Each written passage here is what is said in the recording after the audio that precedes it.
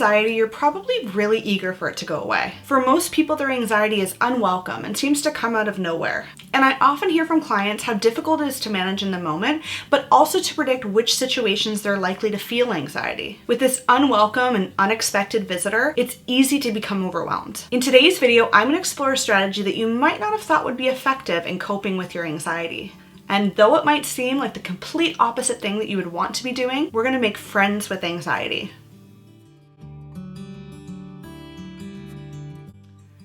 I'm Meredith Mackenzie, and I'm a registered clinical counselor and owner of Parallel Wellness in Burnaby and North Vancouver, British Columbia. On this channel, we explore topics that bring clients to our therapy practice every day. You'll find tips and strategies that you can make your own to enhance your everyday life and manage your mental wellness. So subscribe to the channel and hit the bell in the corner so you don't miss a video. We publish every Wednesday.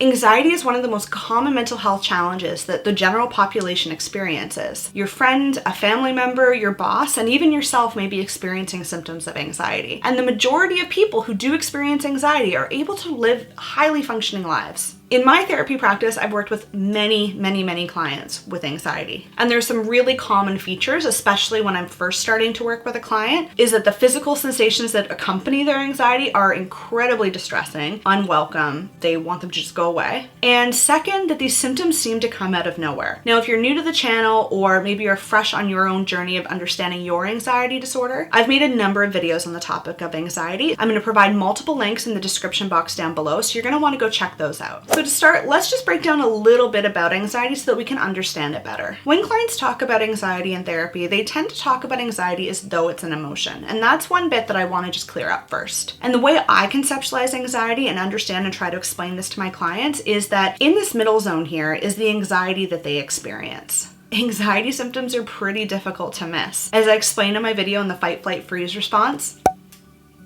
our brains and bodies are hardwired to recognize potential threats in our environment and to warn us so that we can react quickly to them. This sends a full cascade of hormones throughout our bodies, and our bodies then react on a physiological level automatically. So when people talk about anxiety with me and they talk about this middle zone physiological response that they're experiencing, they then often start talking about the emotions that are on top of that. For some, their experience of anxiety causes a lot of fear. My body is reacting in this really strange way. I don't know what's going on. I feel as though I don't have any control over the situation. I'm scared. Whereas for other people, the experience of anxiety might actually trigger feelings of anger.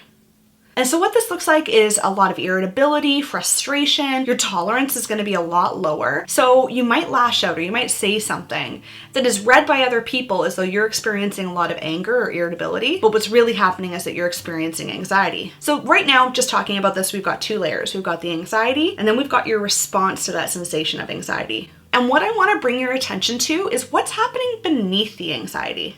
When I'm working with clients, this is a really important piece to work on, because what's happening beneath your anxiety is where all the really great information about why you're feeling anxious comes from. And that's the first step in befriending your anxiety. Because of course, I don't welcome anybody into my life that leads me to feeling scared or angry. But if I can understand this person a little bit more and understand what drives them, then I can have a lot more compassion for them. So you're probably catching on by now that I'm starting to talk about anxiety as though it's another person, as though it's a character in your life. And that's what I'd like you to experiment with too as you're watching this video. It's actually not an uncommon approach in therapy, so bear with me. For most people that experience anxiety, this unwelcome visitor is going to be cast in a negative light. Maybe they're bossy, they're pushy, they really push you out of your comfort zone, and it can feel like you're being bullied by them. A label that often works for people when they're trying to figure out who this character is the critic. And we all have an internal critic. One of the ways you can start identifying your critic is to just listen to that tape that plays on repeat within your mind. Examples are always really helpful when talking about this kind of thing, so I'm going to use my own personal example in this, and I hope you can relate to it. My YouTube channel is still very new, and anyone who's ever recorded themselves might relate to this, but it's a nerve-wracking thing to do. Especially as a professional, I really want to do well at this because I know that it represents not only my business, but the therapy practice that I do with my clients. So with all that comes sensations of anxiety. As I'm about to film something, I can feel the queasiness in my stomach.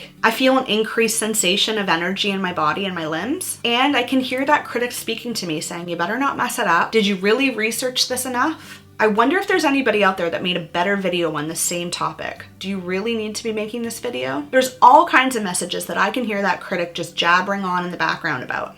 So So the first step of befriending your anxiety is tuning in mindfully to the sensations of anxiety that you're feeling in your body, taking note of what it is that you're feeling. Do you notice a racing heart rate? Is your tummy upset? Do you feel that sensation of energy flowing through your body? Are your thoughts racing really quickly? Just notice all of those things, because that's the cue to yourself. Hey, I'm experiencing anxiety. Something's going on here.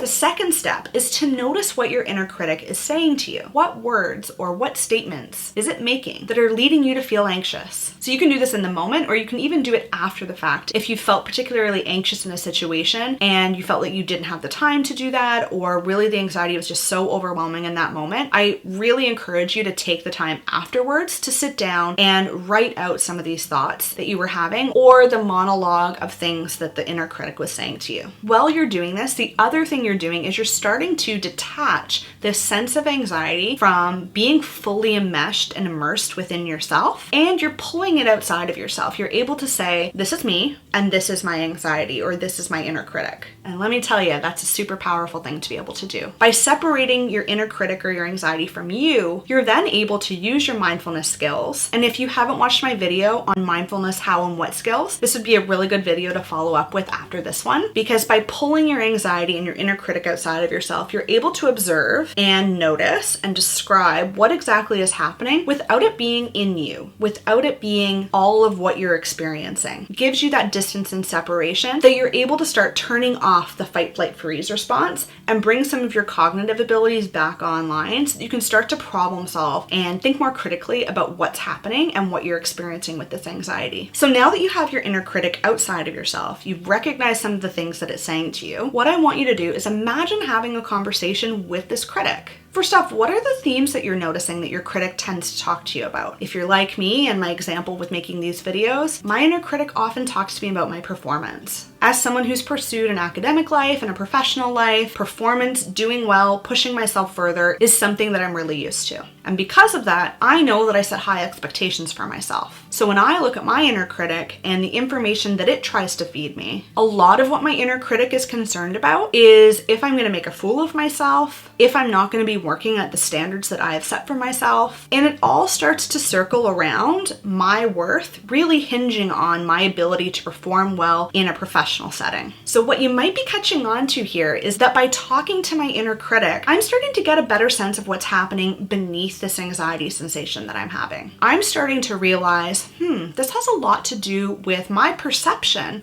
being the key word, of my self-worth. And I don't want to make light of this whole exercise by any means. I'm really just hoping to give you a flavor of what befriending your anxiety might look like, because I do acknowledge this takes a lot of work. And if you're interested in working with a therapist, I definitely recommend that you do this work with them. But by looking at what's going on beneath your anxiety, you can start to really see the themes, maybe some of the life experiences that you've had that have led you to make that meaning about yourself, and what's truly driving the sensation of anxiety. I do want to say that absolutely individual temperament or personality or really even genetic makeup definitely plays a role in who experiences anxiety more frequently than other people. However, all these factors are really just more about a vulnerability to experiencing anxiety, and that doesn't mean that anxiety comes completely out of nowhere. It's usually attached to something else or another emotion that you're experiencing beneath the surface. Really what that means is that at the core of it, at the base, you've got all kinds of emotions that you're experiencing,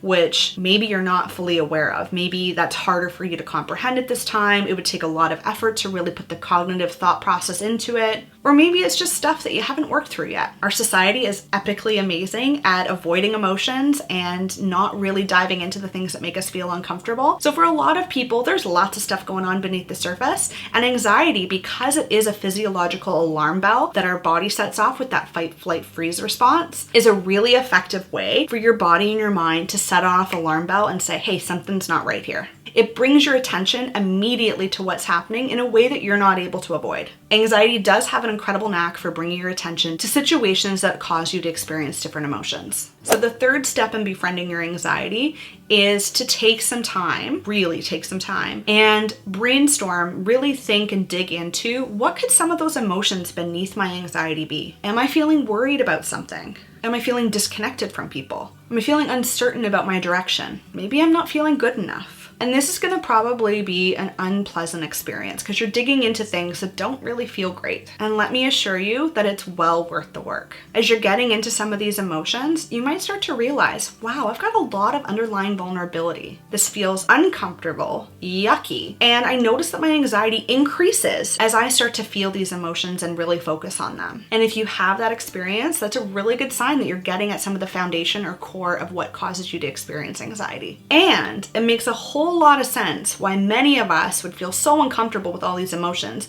that it would be difficult to go about our lives if we had to feel all those emotions all the time. And here comes in the role of the inner critic. The inner critic's job is essentially to pump the brakes. When we go about our lives and, we decide to make a YouTube channel or we ask that person out on a date, we make ourselves incredibly vulnerable. It's risky to do these things. And what if we mess up? And the inner critic's job is to say, whoa, whoa, whoa, whoa, whoa, not so fast. You could mess up. This could be really painful. We don't want you to be hurt. Slow it down. Let's not make any unnecessary mistakes. And if our inner critic spoke to us in this way and we had the awareness that this is what the inner critic was really wanting for us, we might actually be able to work through some of this. However, most of our inner critics tend to be an integration of some of the worst tones of voice and messaging that we've ever received in our lives. This can actually come from caregivers, teachers, classmates, bullies in our lives, anybody who maybe put us down. And unfortunately, we tend to integrate a lot of those messages so that when the inner critic speaks, it speaks not just from our voice, but it speaks almost as a crowd. So it feels as though there is a lot of credibility behind that voice, which is why we take it so seriously. The tone that it uses is condescending, it's hurtful, it's derogatory, and it's incredibly authoritative. It can name call, and it definitely knows all of your weaknesses and soft spots that it can bring up to put in front of your face as evidence of why you will mess up or things will go wrong. Playing out the inner critic is actually an exercise that I really enjoy doing with clients because it helps them to embody and live out what their inner critic says to them on a regular basis. What's really interesting about this is that when I ask clients to play their inner critic, they know that role. It's this character that they have carried around with them for as long as they can remember. They know the tone of voice it uses, they know the statements it makes. So when they act out that inner critic, they nail it.